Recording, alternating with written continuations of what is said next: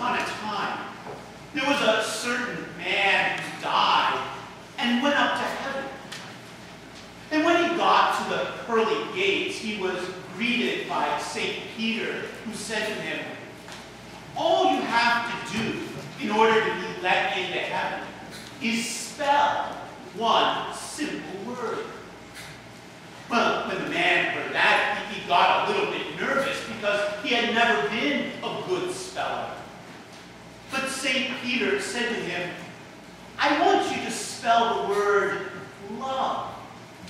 Well, when the man heard that, he let out a sigh of relief and very carefully said, "Love, L-O-V-E." And so St. Peter congratulated him and welcomed him into heaven. But as soon as the man got inside the gates, St. Peter said to him, "I'm due for my coffee break right now, but the angel who's supposed to relieve me hasn't shown up yet. So would you mind watching the gate here for about 10 minutes until I get back? You see how it works. It's rather easy. If someone comes up, just ask them to spell a simple word, and if they get it right, let them in." Well, a couple minutes later, the man was standing there, and he saw his wife approaching the gates of heaven. And he said, "Oh, no. I thought at least up here in heaven I could get a little peace and quiet. What am I going to do if I have to spend all eternity with her around?" But when she got closer to the gate, he smiled and explained how St. Peter had temporarily put him in charge.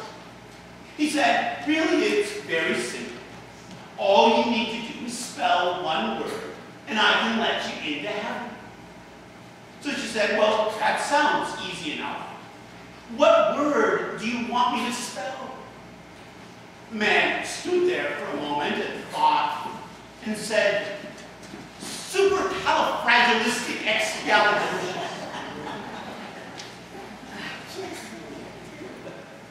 What does it take to be let into heaven? What does it take to be accepted by God? The answer, according to this passage that we just listened to from the letter to the Ephesians, the answer we find there is grace. Grace is that gift that comes from God, whereby whether we deserve God's love or whether we don't deserve God's love, God chooses to look at us and says, "I love you, and I forgive you." And the amazingly good news that we find here in this passage of the Bible is that God gives us that grace for free. There's absolutely nothing we have to do to earn it. There's absolutely nothing we have to do to deserve it. Instead, grace is there as a gift. It's there as a gift from God, who offers to love us and forgive us, no matter what. But what I've found over the years is that when something is offered for free, most people get kind of suspicious. For instance, about 15 years ago, at the church that I previously served, we decided to sponsor a free pancake and sausage breakfast for the community. It was a way that our church was trying to reach out and show people that we wanted to be a giving and caring congregation. But even though we advertised that free pancake and sausage breakfast all over town, when the Saturday morning came early, only about 5 people showed up. Apparently, people figured that if it was a free breakfast, that undoubtedly there had to be some kind of strings attached, or if the meal was free, that must mean that the pancakes and sausage weren't any good. Well, about a year later, we decided to have another pancake and sausage breakfast. And that time we charged $5 a person.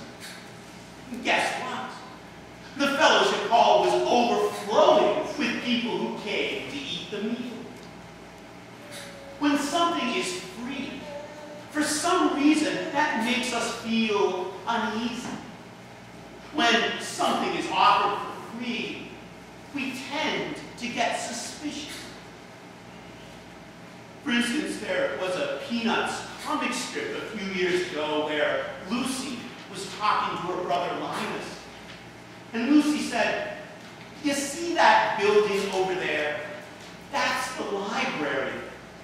If you ever want to read a book, all you have to do is go in there and tell them what book you want, and they'll let you borrow it for free."